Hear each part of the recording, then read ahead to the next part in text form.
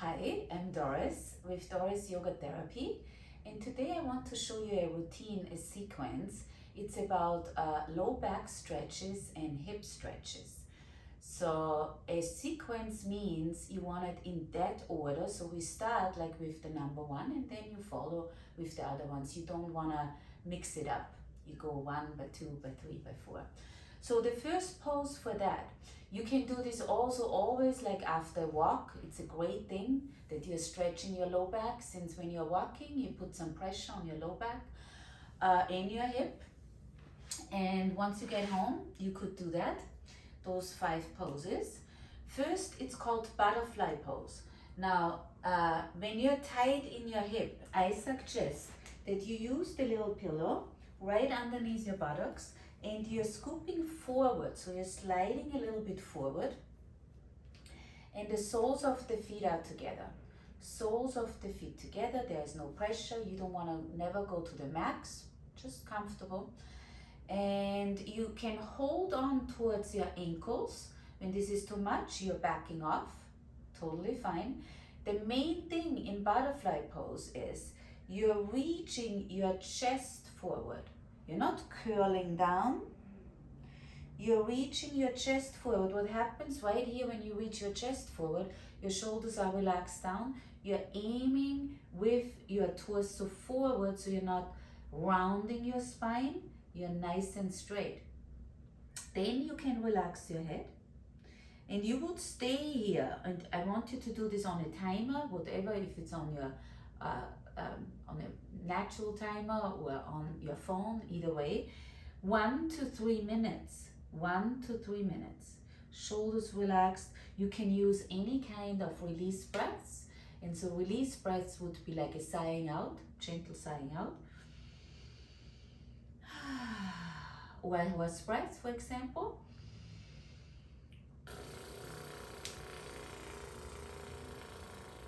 Releasing tension from your jaw, right? So you can stay here by time, maybe perhaps you can lean a little bit farther forward. Always making sure the chest is reaching forward. You're not rounding, you're reaching for extension. Very important. And then on your inhale, once the 1 minute or 2, 3 minutes are over, you're coming back up. You grab the outside of your knees and you're reaching your knees together. And we are going right away in the second pose. So in the second pose, we're moving for right now the bolster. We don't need it in that second. It's called Cobra. So the first one is Cobra and the other one is downward upper dog. So you're coming on your belly. And you have your elbows tucked in towards your rib cage. Elbows tucked in. Let's remove this so you can see it better. Here we go. Elbows towards the rib cage, nice, tucked in. And your feet are wider than your hip joint. Wider than your hip joint, right there. And you're lifting from the chest up. You can look towards your chest.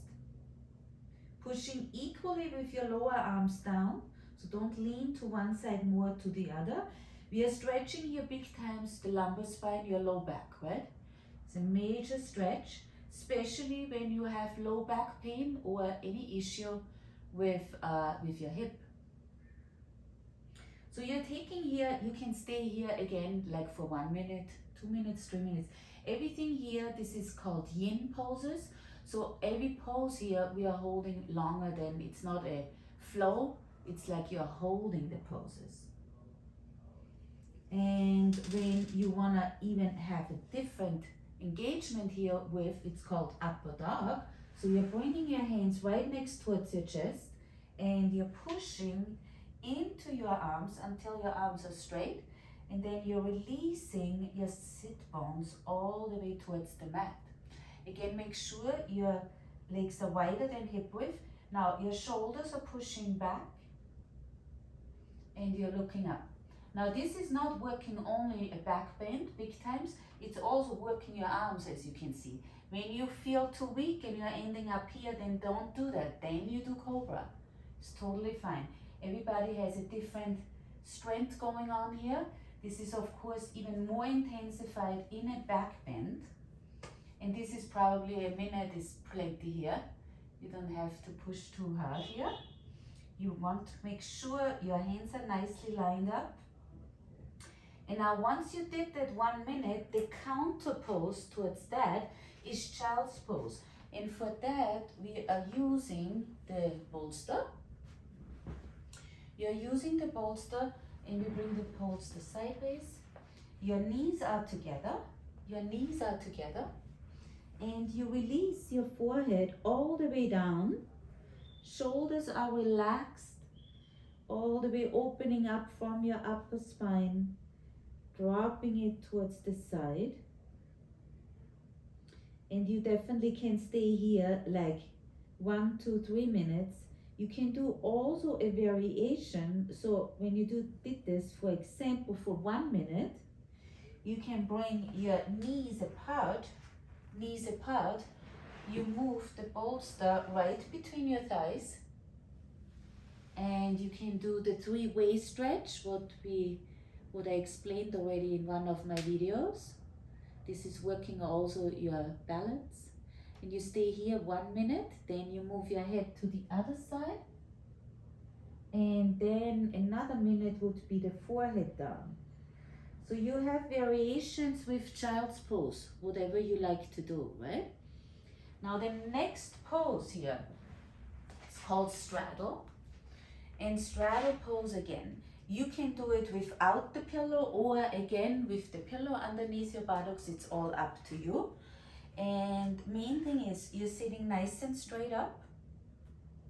You flex your feet. How wide the straddle is up to you. When this is plenty, then you just stay here.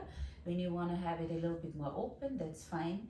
Now when the knees pop up, then you have tight hamstrings. So your goal is you're bringing the knees a little bit farther down. And you have now a version that you just have the fingertips forward. Again, you're not rounding. You're lifting the chest up. Right there you have a straight back. Flex your feet a little bit more. Or if you like to use the bolster, you can have the bolster right in front of you. This is support, so this is like not pushing it that deep, right? And you're coming forward. Again here, you're stretching here your groin, your inner leg line all the way. And the chest is reaching forward. Flexing your toes. You don't want to lean them in any way. You want the big toe is aiming towards your shin. Any sigh outs, any release breath. So in all these 5 poses, you can do release breath anytime, since you want to get all that stagnant feeling out of your hip and your low back. And so again, here you stay like for 1 or 3 minutes. Then the next pose, and that's our last pose, is called happy cow. So happy cow is a setup. You have to do it alternate on both sides. First, the knee is right between the chest. So this is the first thing, and you reach that right there. Then you take your opposite ankle and you reach it over your below knee. Now, when we have tight hip flexors, you will be right here. What's fine? What is important in that pose is both sit bones are down, so both cheeks have to be down. That is much more important than the knees on knee, right? So also you don't want to move, you don't want to sit on your heel. This is taking the weight off. You don't push equally the sit bones down. You want to reach that heel away from you, and then eventually, after some years, just kidding, you will have knee on knee. This is what will happen. You can close your eyes and you just balance both sides of your cheeks out. You sit here. You can also, when you want to sit straight, another option is you can hold on towards your elbows That's like you're beautiful aligned, right? Your spine is nice and straight. Your shoulders are open, your clavicles are open. And this way, right? So you would sit here definitely 1 minute on one side. And once you're moving to the other side, before you move to the other side, you're coming on your elbows and you just kick your heels against your buttocks. Just releasing any kind of tightness. And then we are moving to the other side. So now the opposite knee is down. Knee is right between your chest. You're reaching your other knee on top of it. So it could be that one side is easier than the other. That's how we come. Nobody is like equal on each side. So we always have a little issue probably holding on your dominant side. On most of us, we are right-handed, right? So maybe your right hip flexors are now tighter. Always the knee on top of it, that's where the stretch starts, right? So now you feel it more on the right side since my right knee is on top. And again, you want to put both cheeks nicely down. Relaxing, sitting just here. When you want to go deeper into it, what I didn't show you before, so you have the version to sit just here or like here. When you want to go deeper, then you have your hands forward. Then it's really kicking in. So relax, shoulders down. Any release breath, what comes up. Any release breath, what comes up.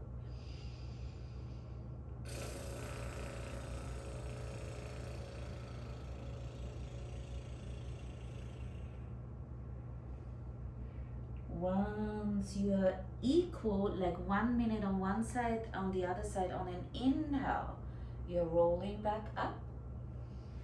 Unwind your legs. And again,